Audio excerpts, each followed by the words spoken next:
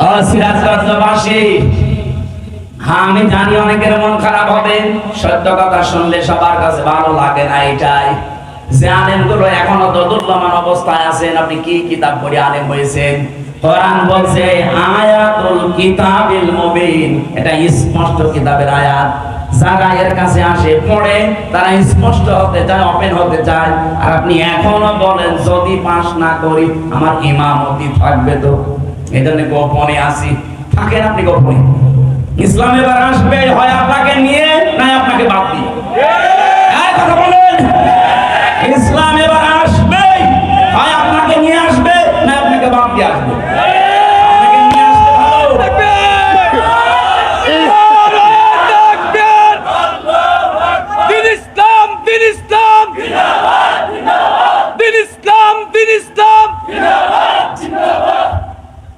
আপনাকে নিয়ে আসলে তো আপনার কপাল ভালো, যদি আপনাকে বাদ দিয়ে আসে কি হবে টের পাচ্ছেন?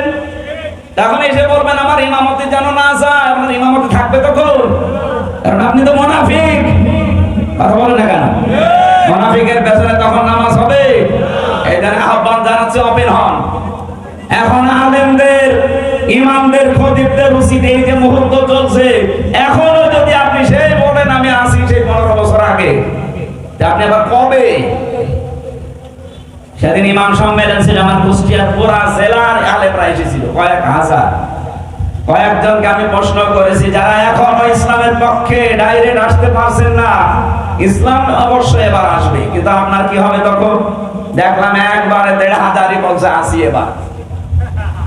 আমরা চাই সারা বাংলাদেশের কোন আলেম যেন অন্তত এবার ইসলাম কায়েমের এই পথে পেছনে না থাকে। আলেমরা এবার সামনে থাকবে ইনশাআল্লাহ। কথা বলেন, আপনার দায়িত্ব আছে একটা, আপনি পালন করেন না। আল্লাহ আমাদেরকে একটা আশার বাণী শোনাচ্ছেন। তিলকা নাতলু আলাইকা মিন নাবাই মূসা ওয়া ফিরআউনা বিল হাক্কি লিকাওমিন ইউমিনুন। এটা যে তেলাওয়াত হচ্ছে এটা কিন্তু আমির হামজার তেলাওয়াত না। নাতলু, আল্লাহ বলেন আমি তেলাওয়াত করছি।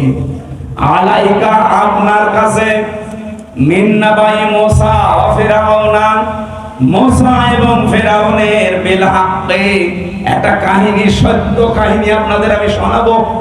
এখানে শোনাচ্ছেন কে?